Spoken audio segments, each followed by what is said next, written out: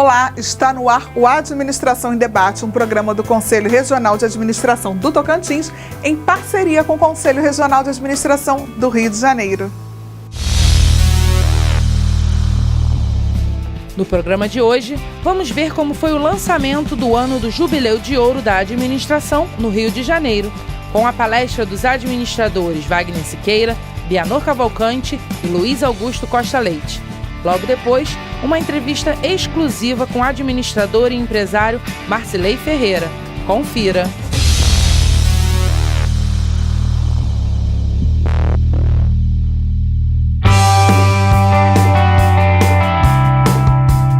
No dia 8 de abril, o Conselho Regional de Administração do Rio de Janeiro lançou oficialmente o ano do Jubileu de Ouro da profissão, que foi regulamentada em 1965.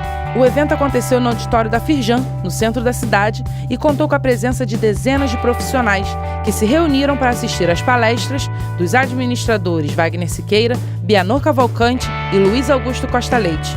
A oportunidade também serviu como um pré-evento do 14º Fórum Internacional de Administração, que acontecerá aqui no Rio, entre os dias 18 e 20 de maio, no Vivo Rio e no MAN. As organizações, os países, a história das sociedades, elas são feitas a partir dos seus símbolos, de suas datas marcantes. 50 anos é uma data fundamental, porque decorre, exatamente como você disse, a regulamentação que foi em 1965. Isso não quer dizer que a profissão tenha nascido há 50 anos. Ela formalmente, como profissão regulamentada, é de 65, mas ela vem no processo histórico brasileiro há muitos anos antes, quando começa no serviço público, ainda com o nome de técnico de administração, no antigo DASP, que era o Departamento Administrativo do Serviço Público, uma profissão que nasce para reorganizar o Estado brasileiro a partir de Revolução de 30, né? Em verdade, em 1938, que foi a criação da profissão, o cargo exclusivo do DASP.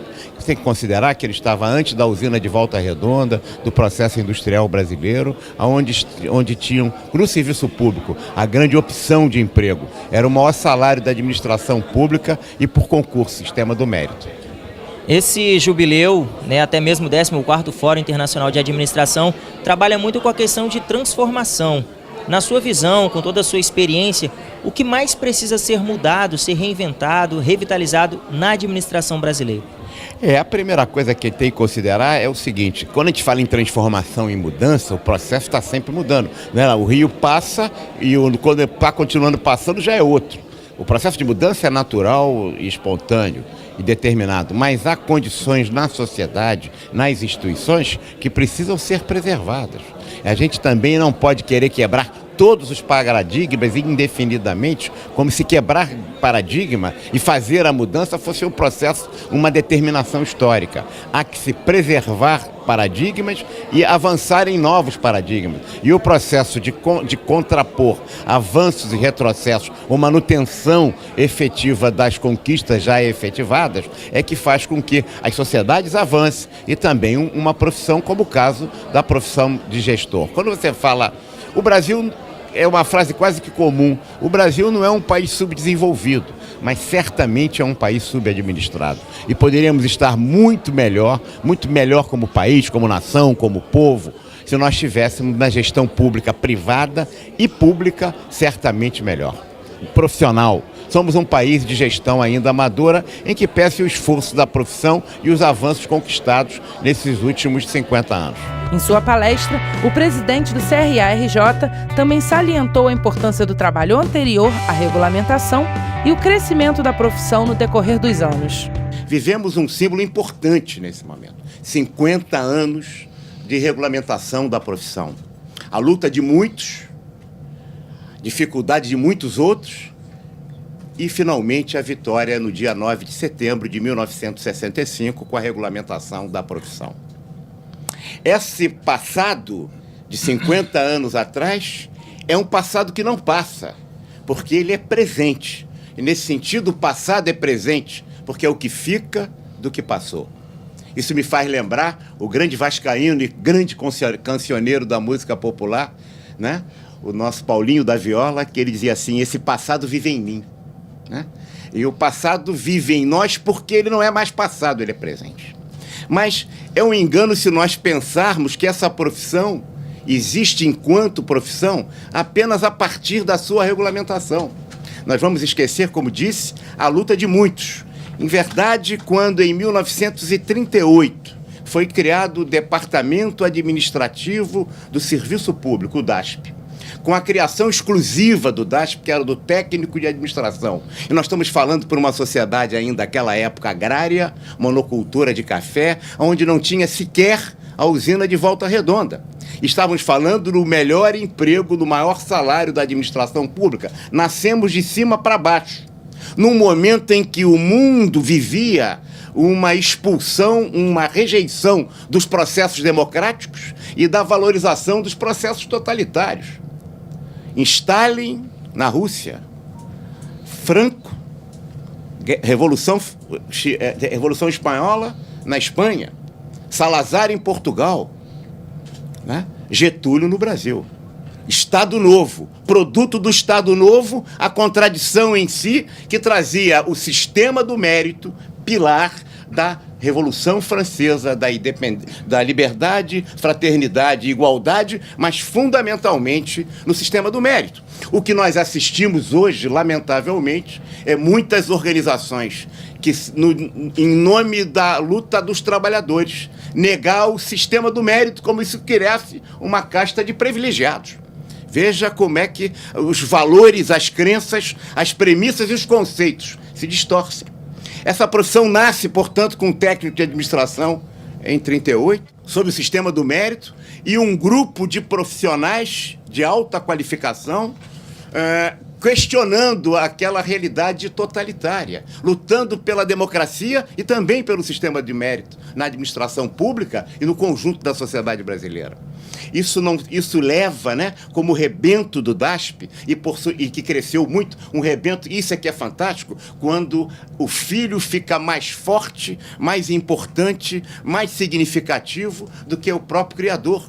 A Fundação Getúlio Vargas, com a EBAP, a Escola Brasileira de Administração Pública, no Rio de Janeiro, em 51, né? E também a Escola de Administração de Empresas de São Paulo. E, a partir daí, toda uma formação de quadros profissionais, acadêmicos, qualificados, a formação e o crescimento da profissão, a tal ponto de chegarmos hoje a mais de 2.100 unidades de ensino de administração em todo o Brasil.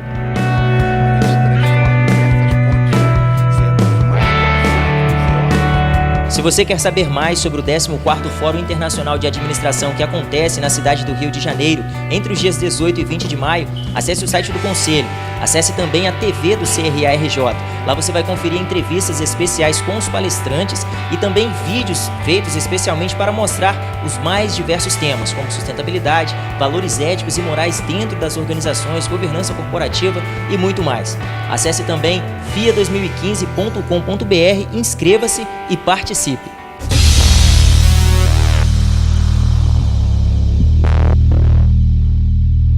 As inscrições para participar do 14º Fórum Internacional de Administração estão abertas. Profissionais e estudantes podem parcelar em até 12 vezes nos cartões de crédito ou pagar à vista com boleto bancário ou por transferência eletrônica de fundos. Profissionais e empresas registrados e adimplentes, estudantes registrados no CRA-RJ ou membros de instituições latino-americanas apoiadoras ganham descontos. Para ver a tabela completa dos preços, acesse o site do Conselho.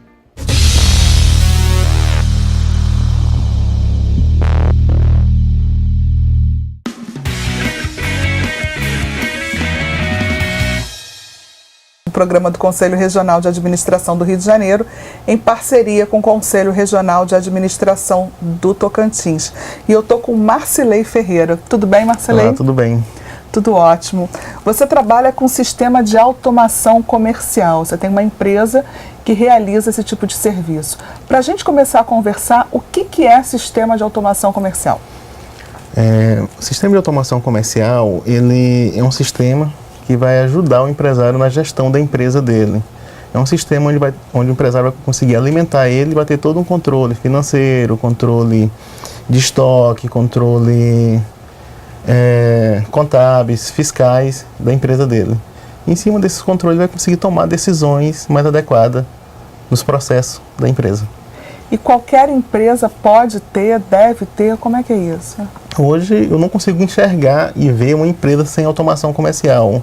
Desde uma pequena loja de conveniência que precisa registrar os documentos fiscais no cupom fiscal, emitir uma nota fiscal, a exigência do governo que está cobrando muito também essa área de processos fiscais, automação fiscal também, não só automação comercial, mas a fiscal também.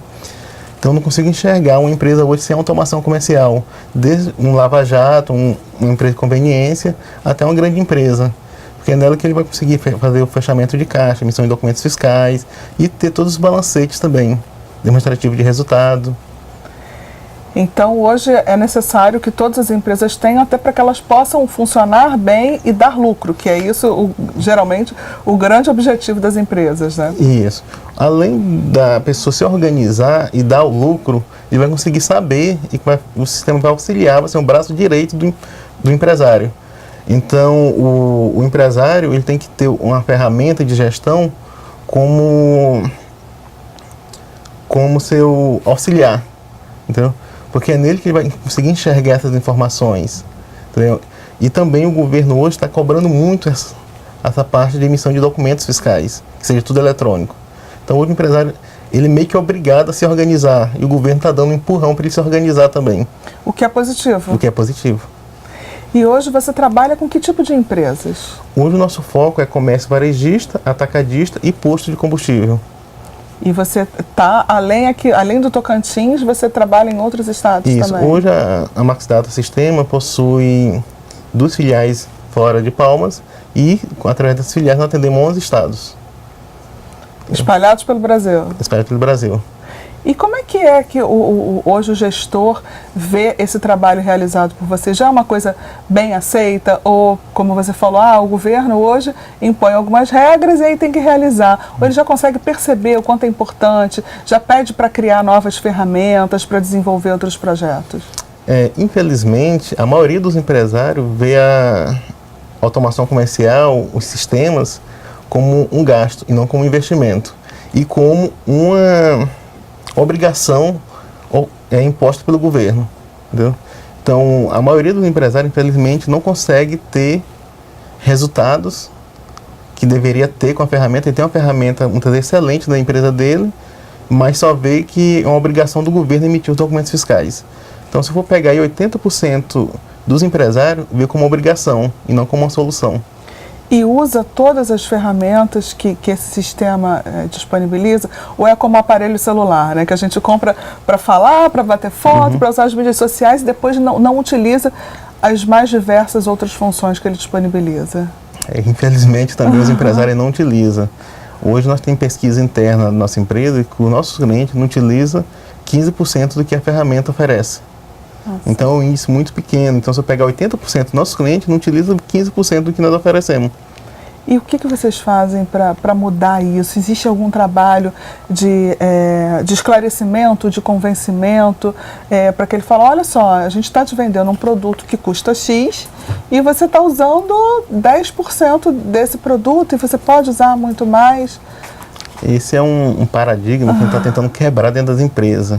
Primeiro tem que aceitar. Né? A grande dificuldade hoje é a alta rotatividade de funcionários das empresas, onde, na maioria das vezes, o empresário, o dono da empresa, não está nem aí para o negócio dele, é a grande verdade, não está nem aí, só quer saber do lucro, e deixa a parte de gestão da empresa dele na mão de funcionário. Então, vamos supor, esse funcionário recebe um treinamento adequado, mostra todos os relatórios, todos os processos para extrair informações, e poucos meses depois, esse funcionário não está mais na empresa. Tá ótimo, muito obrigada. Obrigado a você.